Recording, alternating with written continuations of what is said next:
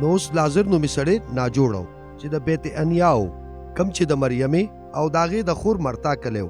دا د هغه مریم رور لازر ناجوړه و چا چې په مالک اتره چولي او د هغه خپې په خپلو ویښتو چې کړې وې. نو خویندو یې عیسی له خبر ورولېږلو چې مالکه چا سره چې ته مینه کې هغه بیمار دی. خو کله چې عیسی دا واورېدل نو ویې فرمایل دا بیماری د مرګ نه ده، دا خو د خدای پاک د جلال څرګندولو دپاره ده.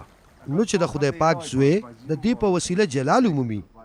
اگر چې عیسی د مرتا او د هغې خور او لازر سره مینه کوله، خو چې هغه د لازر د بیمارۍ واورېدل نو هغه 2 ورځې نورم په هغه ځای کې ایسار شو.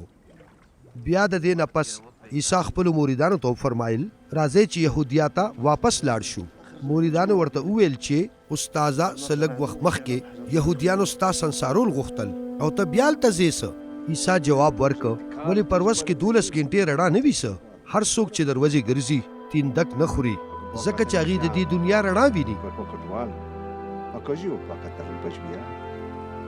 خو څوک چې د شپې ګرځي نو تیندک په خوري ځکه چې هغه سره رڼا نشته. د دې ویلو نه پس عیسی وفرمایل چې زموږ دوست لازر اوده پروت دی، خو زه ورځم چې راویښې کړم. مریدانو هغه ته وویل مالکه که چېرې هغه اوده وي نو هغه به روغ شي.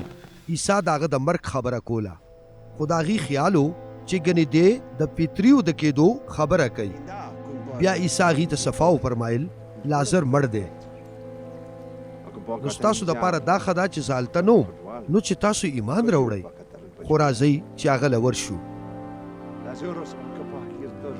بیا توما چې برغونې ورته وایي هغه نورو مریدانو ته وویل راځئ چې موږ هم لاړ شو چې د هغه سره مړه شو.